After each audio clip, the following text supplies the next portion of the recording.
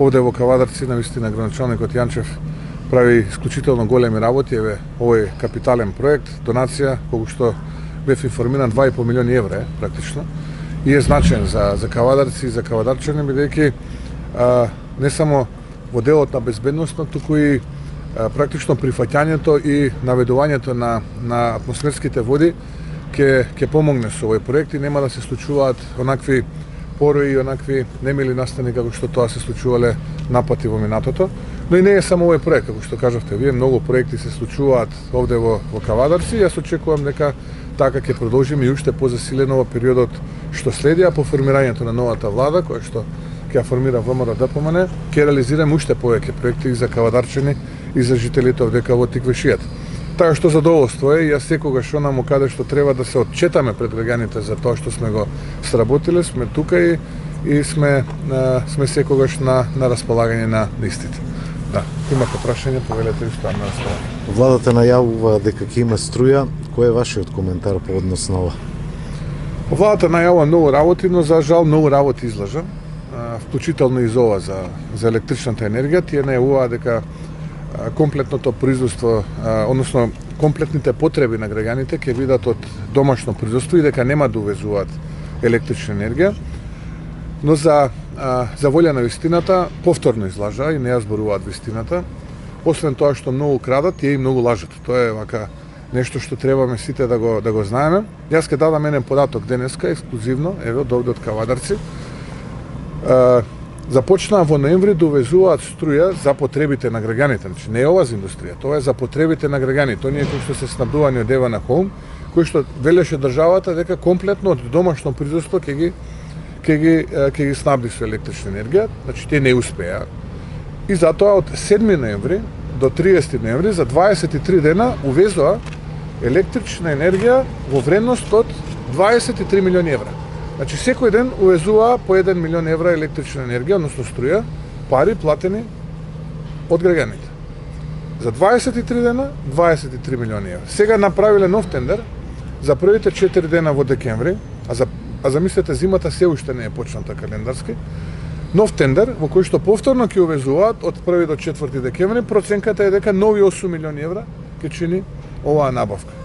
Значи ќе повторам, не само што крадат, туку и многу лажат и не ја говорат вистината и затоа ќе го видите Ковачевски и малкуми на владени функционери на ние стендап настапи, каде што како комедијант тој се обидува мене да ме навредува, мислејќи дека прави представа пред неколкумина сопартици кои што му аплаудираат, додека народот тоне во мизерија, додека народот едва и крај со крај врзува од први до први, додека народот е загрижен како ќе ја помине оваа зима, катастрофата во образованието, се уште немаме учебници, катастрофата во здравството, таму веќе да не зборуваме, гледате што се случува во јавните здравствени установи низ Македонија, криминалот и корупцијата на највисоко ниво, додека Македонија има многу проблеми, тој онака храбро одлучува како комедијант да ме навредува на неговите настапи пред малобројното негово партиско членство, мене и ВМРО ДПМН, иако е толку храбар, како што се представува, има начин таа храброст да ја манифестира, тоа е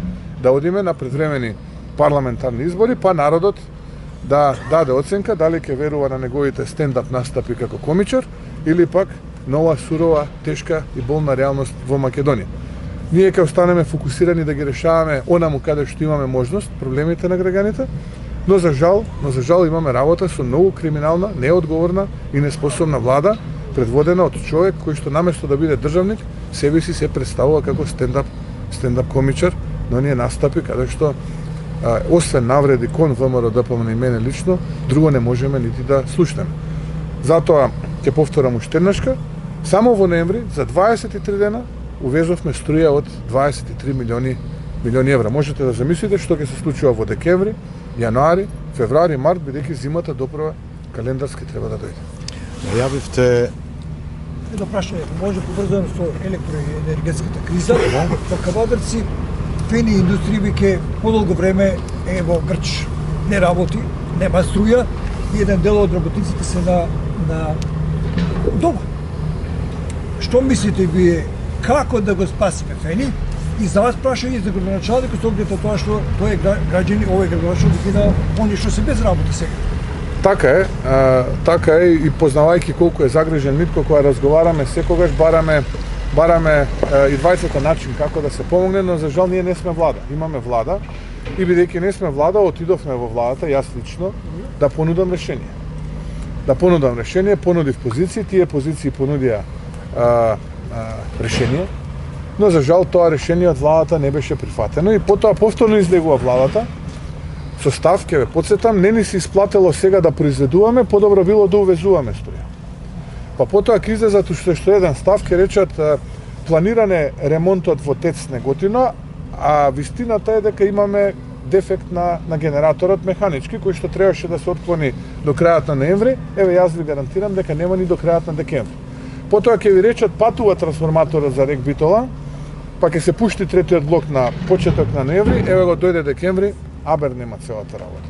Така што ние како опозиција, освен што сме многу загрижени, можеме да понудиме решение, но одговорна влада тоа решение го прифаќа. За жал, оваа наша влада одлучува да краде и оваа наша влада одлучува да лаже. Но јас сум убеден дека граѓаните час поскоро ова ќе го препознат и на следните парламентарни избори ќе препознаат кој мисли добро, а кој е оној кој што ги краде и ги лаже граѓаните. Треба да се затвори или да остане Фени? Не, апсолутно, јас сум за тоа дека Фени треба да продолжи со работа и да се најде начин владата да помогне Фени, како и сите други стопански објекти во Македонија да работат, да вработуваат и да се зголемува бруто домашниот производ. Тоа е суштината. Да. Господине Мицкоски, најавивте издавање на општински обврзници, до каде е овој процес? Па неколку општини се веќе во фаза. Тоа ќе ја задвижи и ликвидноста на самата берза, бидејќи ќе има голем интерес и од граѓаните, навистина условите се исклучително квалитетни. Тоа е уште еден извор на дополнителни финанси за да може да се реализира ветеното во кампањата, односно да се подобри квалитетот на животот на граѓаните, што е наша основна цел како Народна партија. Штип е веќе во најнапредна фаза, има уште неколку општини кои што се малку поназад, но прашање на денови би рекол кога и тие исто така ќе ја завршат онаа формална процедура. Општина Аредром, да речеме, за прв пат ќе издаде така наречена зелена, еколошки зелена обврзница, односно средствата ќе ги потроши за проекти кои што ќе подобрат енергетската ефикасност на јавните објекти со кои што општината раководи. Така што иновираме. ВМРО-ДПМН секогаш била партија која што иновирала, така и сега во овие тешки услови, кога владата со сите средства гледа да ги обструира општините, да им наштети, да го закочи нивниот развој, казнувајќи ги граѓаните зашто не ги гласала кандидатите на СДСМ, ние сепак наоѓаме начин да се справиме со сето ова и да успееме да реализираме проекти. Ќе потсетам, ночето споменавме реализација на капитални проекти поголема од 7 милиарди денари. Тоа е многу повеќе од тоа што го има владата целосно реализирано со државниот буџет. Така што зборувам како гринфилд објекти, не зборувам како средства кои што не ги книжат како капитални инвестиции, бидејќи 70-80% се услуги, односно консултантски договори и слично. Така што продолжуваме да го реализираме ветерното, да покажеме разлика и колку побрзо се охрабрат, наместо да настапуваат како комичари, да се охрабрат, да излезат на избори, само така храброста се покажува на Мегдан. Војнот на Мегдан ја покажува храброста. Тома затворен во друштво на неколкумина, кога се сили, кога се храбри, колку е силен, тоа го прават кукавици. Храбар воин искача на Мегдан и се вкрстува тука да види колку вреди. Тоа се покажува на таков начин, а не со малкумина да ти шлапкаат, хи така.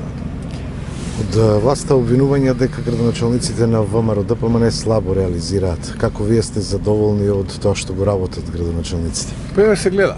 Појдете на секаде низ Македонија, каде што има градоначалници од ВМРО-ДПМН, јас самиот ќе се пријавам да бидам човекот кој што ќе оди од општина во општина со вас и ќе ги сликаме проектите и ќе ги снимаме што ги работат градоначалниците и потоа ќе ги бараме проектите на владата, кои што ги нема. И да видиме, да направиме разлика. Тоа е се барем факти. Ќе видите и овде во Кавадарци, ќе појдете и во другите општини каде што има градоначалници од ВМРО-ДПМН и ќе ги споредуваме фактите. Колку проекти се реализирани на дело, тоа се гледа. Така тука нема веќе Христијан зборел едно, Ковачевски зборувал и Заев друго. Еве, проектите се тие, се гледаат. Јас сум презадоволен, имајќи предвид условите во кои што работат луѓе. многу мотивирано, многу честно, многу посветено и убеден сум дека така ќе продолжат и ќе покажат една разлика дека не се сите исти, со што ќе вратиме надежда кај македонските граѓани, бидејќи народот не е во апатија, народот е разочаран, народот е ограбен, народот е понижен. И тие буквално се разочарани од сите политичари. Ние се трудиме да покажеме дека можело поинаку и дека има надеж, дека Македонија може да оди напред. Тоа е суштината на оваа генерација политичари во ВМРО ДПМН. Јас сум убеден дека ќе успееме во нашата цел да покажеме дека навистина Македонија има можности, има луѓе, има капацитет да оди напред, наместо да назадува како што тоа сега се случува.